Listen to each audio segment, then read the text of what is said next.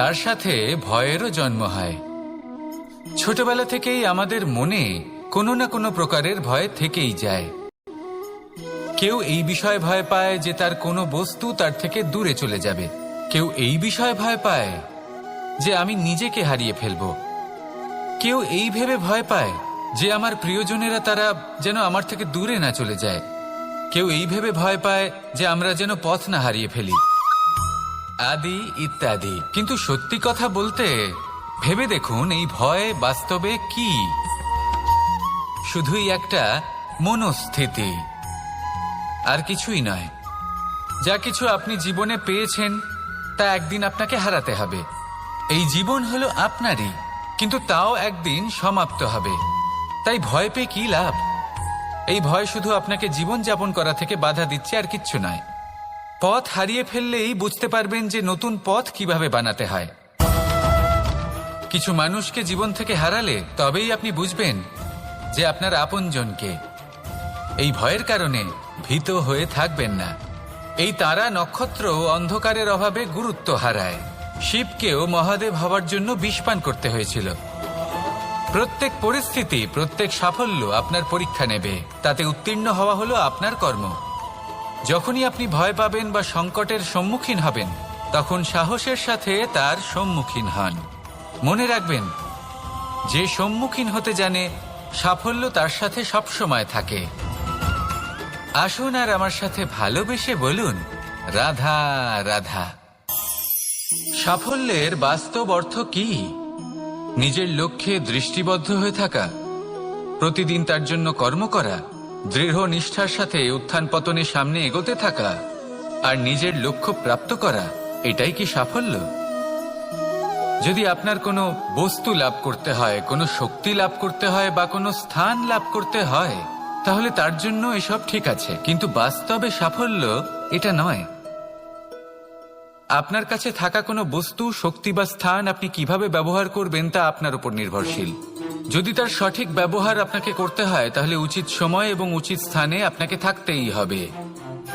একে নিয়তিও বলা হয়। এবার ধরুন, এমন কোনো গ্রন্থ আছে যা জ্ঞানের দ্বারা ভরপুর, এমন জ্ঞান যার দ্বারা জীবন বদলে দেওয়া সম্ভব।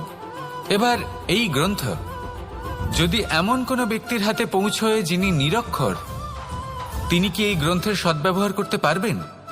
কখনোই নয়। সেই জ্ঞান দিয়ে নিজের আচরণ পাল্টাতে পারবেন? কখনোই নয়। সেরকমই ধরুন কোনো ব্যক্তি যার কাছে একটা অস্ত্র আছে, যার দ্বারা উনি শত্রুকে শেষ করে দিতে পারেন, কিন্তু সেই ব্যক্তি হলেন একজন কাপুরুষ। তিনি কি শত্রুকে শেষ করতে পারবেন? তিনি কি জয়লাভ করতে পারবেন? কখনোই নয়। আপনার কাছে কি আছে তার থেকেও বেশি গুরুত্বপূর্ণ আপনি তা দিয়ে কি করবেন। উচিত ব্যক্তির সাথে উচিত সময় উচিত স্থানে থাকা বেশি গুরুত্বপূর্ণ।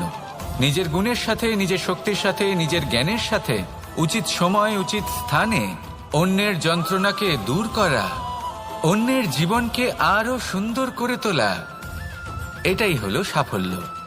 তাহলে সাফল্যের বাস্তব অর্থ বুঝুন, অর্থাৎ নিজেকে আরো প্রসন্ন রাখুন। আর আমার সাথে ভালোবেসে বলুন, রাধা রাধা। বুদ্ধি আর বিবেকের পার্থক্য কোথায় তা নিয়ে এই সংসার অনেক কিছুই ভাবে। কিছু মানুষ ভাবেন যে এই দুই হলো একই, কিন্তু যদি সত্যি কথা বলি তাহলে এই দুইয়ের মধ্যে একটা অমূল্য পার্থক্য আছে। আর তা হলো এটা যে বুদ্ধির সম্পর্ক হলো মস্তিষ্কের সাথে, আর বিবেকের সম্পর্ক হলো হৃদয়ের সাথে। যে কোনো বুদ্ধিমান মানুষ কি করেন? নিজের মতন করে এই সংসারকে বদলে ফেলতে চেষ্টা করেন। একজন বিবেকশীল মানুষ কি করেন? নিজের অন্তরকে, নিজের মনকে বদলে ফেলতে চেষ্টা করেন। কারণ মানুষের সংসার এই মনের মধ্যেই বসবাস করে। তাই নিজের বুদ্ধির ব্যবহার অবশ্যই করুন, কিন্তু তাতে বিবেকের লাগামটা অবশ্যই শক্ত হাতে ধরবেন। আসুন আমার সাথে ভালোবেসে বলুন, রাধা রাধা। মানুষের মধ্যে একটা বিচিত্র প্রবৃত্তি থাকে, অন্য সকলের বিষয়ে, তাদের জীবনের বিষয়ে, তাদের ব্যক্তিত্বের বিষয়ে, তাদের ভবিষ্যতের বিষয়ে অনুমান করা। এটা হলো অনুচিত। কারোর অতীতকালকে দেখে লোকে ভবিষ্যৎ বলে দিতে পারেন, বর্তমানকে দেখে ভবিষ্যতের বিষয়ে অনুমান করে ফেলেন। উদাহরণ দিতে হলে বলবো, কোনো দাসকে দেখুন, ওকে দেখে লোকে বলে যে ওর ভবিষ্যৎ সেটাই হতে পারে, অনুমান করে ফেলেন। আর এই রাজাকে দেখুন, উনি তো কত সুখী হবেন, উনি তো জগতের সব থেকে অধিক সুখী মানুষ, কত সুখ সুবিধা আছে ওনার কাছে, ধারণা করে ফেলেন। তবে সত্য তো এটাই যে কারোর ব্যক্তিত্বের বিষয়ে, তাদের ভবিষ্যতের বিষয়ে আপনি পূর্ণ সত্য কখনোই বলতে পারবেন না, শুধু অনুমান করতে পারবেন। আর এই অনুমান করে সত্যি কোনো লাভ হয় না, কারণ এই কাল সেটা হলো অত্যন্ত শক্তিশালী। কালো থেকে কালোতর কয়লাকেও হিরেতে পরিণত করতে পারে, অনেক বড় বড় রাজাকেও বিদূষক বানিয়ে ফেলতে পারে এক মুহূর্তেই। তাহলে আপনি অনুমান করে কি লাভ? কি পেলেন অনুমান করে? সেই জন্য কারোর বিষয়ে কোনো অনুমান করবেন না, তার ভবিষ্যতের বিষয়ে অনুমান করতে যাবেন না, কারোর বিষয়ে কোনো ধারণা করে নেবেন না। কিছু করতে হলে ভালোবাসুন, সবার মধ্যে ভালোবাসা ছড়ান, সবার মধ্যে ধন্যাত্মক ভাব ছড়ান। এই মন প্রসন্ন হয়ে বলবে রাধা রাধা। কথায় আছে সংসারে নাকি সকল রোগের ওষুধ আছে।